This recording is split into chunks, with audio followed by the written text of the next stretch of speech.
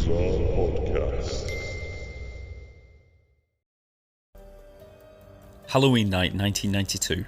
I'm 9 years old, and that night I remember well for one reason and one reason only, and that was because of a TV show. You see, I was spending the weekend with my grandparents, and the time was creeping up to 9:25 PM. I was allowed to stay up late at my grandparents'. I got away with murder. My grandfather flicked the channel to the BBC One, and there was a TV show about to begin, a Halloween special named Ghostwatch. I've been looking forward to it all day. Even at 9 years old, I had a fascination with anything unexplained. You see, the premise of this show was as follows. There was going to be a live ghost investigation at a UK home, a family home, that reminded me a lot of the Enfield Poltergeist house. A group of top BBC talent were presenting this live investigation. Sarah Green and Craig Charles were at the scene of the house looking for evidence of ghosts, whilst the great Michael Parkinson stayed in the BBC studios taking calls and talking to paranormal experts. Now, to anyone not in the UK, you've probably never heard of Michael Parkinson, but trust me, over here he is a TV treasure, and he's been on the TV since before I was born, so he's a very well respected member of the BBC. The investigation started out slow, with no real activity happening. The host seemed quite calm, making jokes and interviewing members of the family. But slowly, activity started to happen. Bangs here and there, furniture being moved by unseen forces, scratches appearing on the children's skin, and also ghostly voices coming from the children. We would also see ghostly figures lurking in the shadows, but once the cameras went back to check, there was no one there. It was a case of blink and you'll miss it. Eventually, as the show went on, back in the studio, Michael Parkinson and the crew members were getting call after call from people at home watching the show, claiming that they were being tormented by ghosts. As I sat there for that hour and a half, as the rest of the nation did, the activity in the show went from one extreme to the other. It escalated. At one point, the activity in the house got so bad that Sarah Green was dragged by unseen forces into an under-the-stairs cupboard, and the door abruptly shut as the actual live studio started to get attacked by unseen forces. An unnatural wind blew through the studio, cameras moving on their own accord, and then darkness. Everyone ran from the studio. It wasn't long before the studio was completely empty, apart from Michael Parkinson, who still wanted to carry out his broadcast. So as the security lights came back on, and it was like a dim lighting in the studio, you could see Michael Parkinson walking around looking bewildered and trying to find the right camera to stir in. And then all of a sudden you could hear like these demonic voices, like Parkinson was being possessed by some of the ghosts. And then just like that, the live feed went dead. And that was it. It just ended.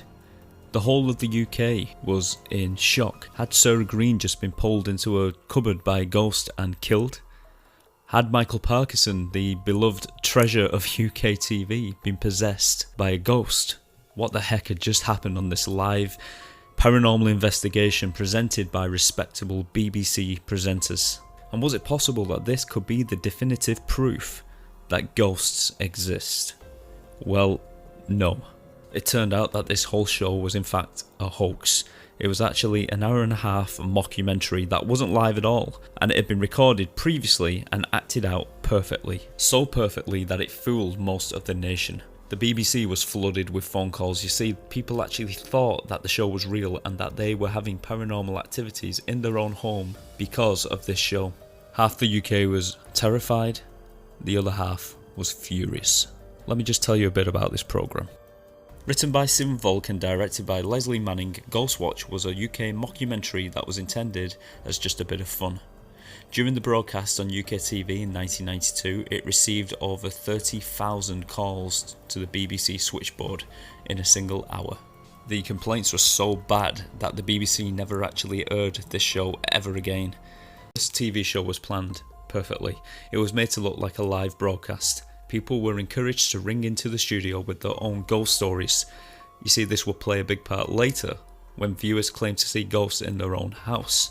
And of course, these calls were all part of the show. So anyone who did actually pick up the phone and ring in, they would get a recorded message informing them that Ghostwatch was in fact a drama and it was fake. So you see on the actual programme, when they had these fake phone calls ringing to the studio claiming that they had seen or heard something in their house, planting the seed in the actual viewer's head of the possibilities of actual paranormal activity acting out in their own home. In my opinion, it simply made the UK's imagination just run riot. And then you've got the part in the studio where Michael Parkinson is joined by paranormal experts who try and explain the activity. This all makes the whole thing seem more credible. See, at first the evidence of ghosts was minuscule, a few bumps here, a few bangs there, the presenters making jokes and messing about a bit, all made it feel like a normal TV show. And eventually they would build up the story slowly. They would have interviews with so-called neighbours and family who lived there, and started to build this backstory of the haunting. We learned that the house is always making noises, mostly coming from the pipes, so the family named the ghost Pipes. I like to call him Mr. Pipes. Back at the studio, they're receiving these fake calls from people in the UK claiming that they've heard something in the house, which is putting more paranoia into the people of the UK watching the actual broadcast. And then the programme all of a sudden claims that they have a backstory on the ghost Mr. Pipes. Eventually we find out that the ghost of Pipes is the spirit of a psychologically disturbed man named Raymond Tunstall, who lived in the house with his aunt and uncle.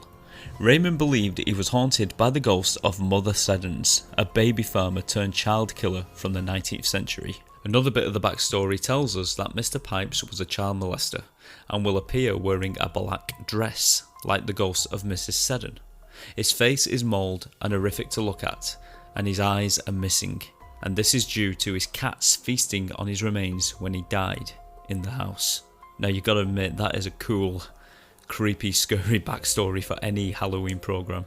I believe there's actually a scene where the camera pans across the bedroom and you see the figure of a black shadow man stood in the curtains. And then of course one of the fake phone calls came in, claiming that they had seen the ghost stood at the window. So of course they played the video back, but of course it weren't the same video because it was all recorded previously. They simply recorded it with the actor stood in the window, and then they've gone back and recorded it again with the actor not there.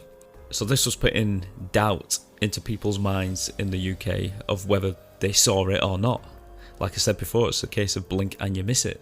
And back in those days you couldn't rewind the TV, you couldn't pause TV, there was no way to see it afterwards on the internet, there was no way to check your phone and check whether this was actually real or not. People just saw what they saw and then that was it, there was no way to repeat it. And now at this point more and more phone calls start to come into the studio saying that they have seen ghosts and heard ghosts and experienced paranormal activity in their own homes around the UK.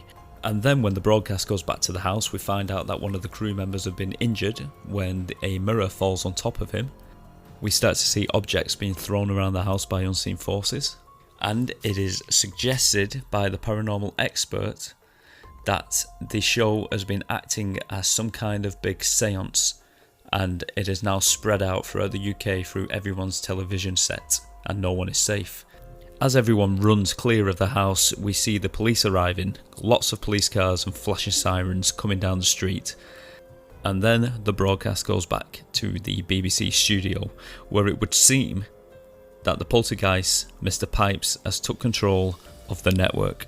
So as we go back to the studio, we see that the cameras are moving around the studio by unseen forces. We see that lights are exploding all over the studio, and then all of a sudden the studio is just plunged into darkness, and you can hear every single crew member run out of the studio. And then, like I said before, the only person left in the studio is Michael Parkinson, stumbling around in the dimly lit studio, unsure of which camera to look at, or even if the broadcast is still happening.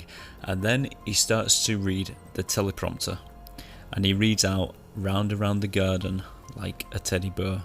And as he's reading this, his voice starts to change, and it changes into the voice of Mr. Pipes, the poltergeist, and he asks if us, the viewers, believe the story of Mother Seddons.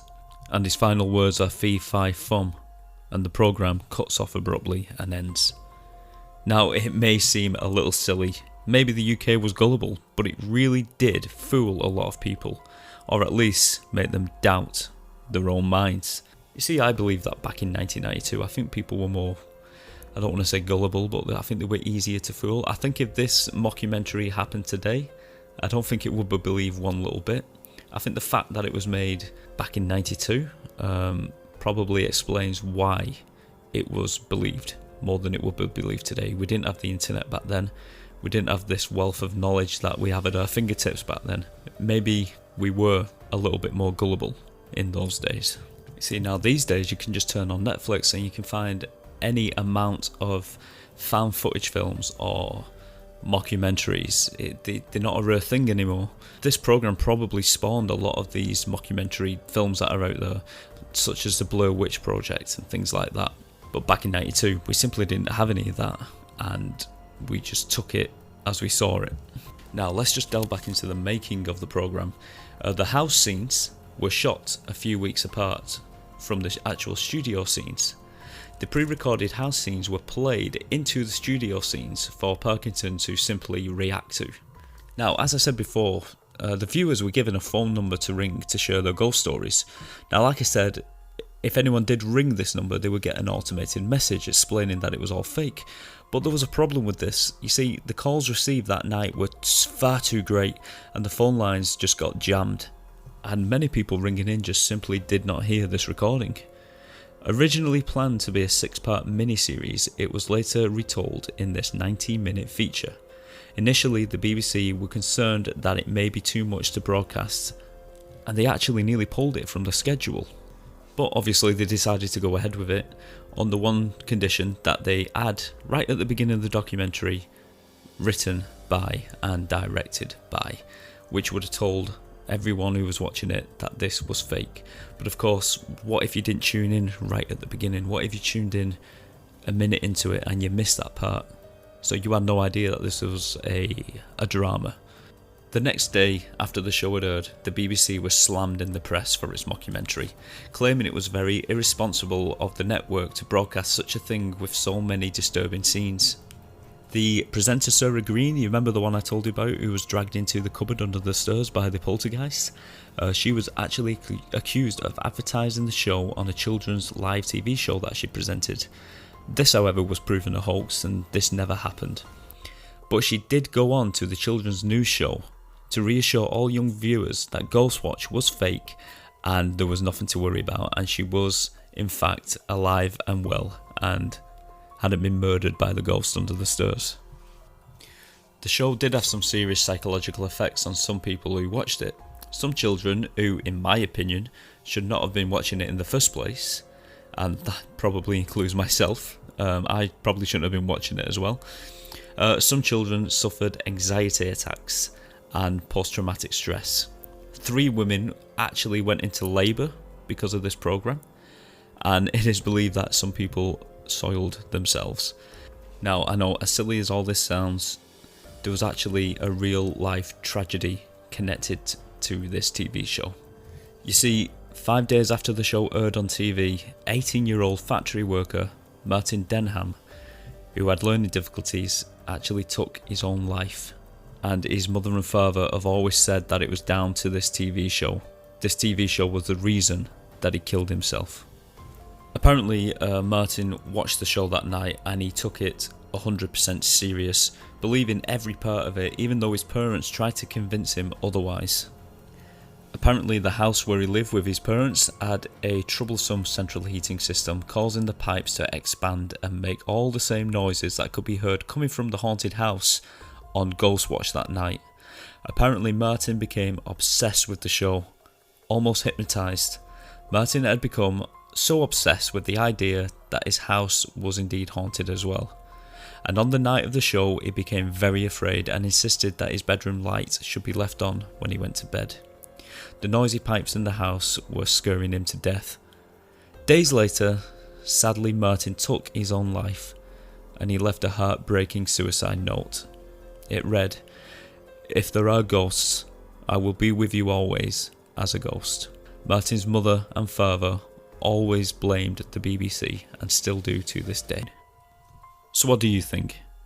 Was this a genius piece of horror material that made for an enjoyable spooky Halloween night?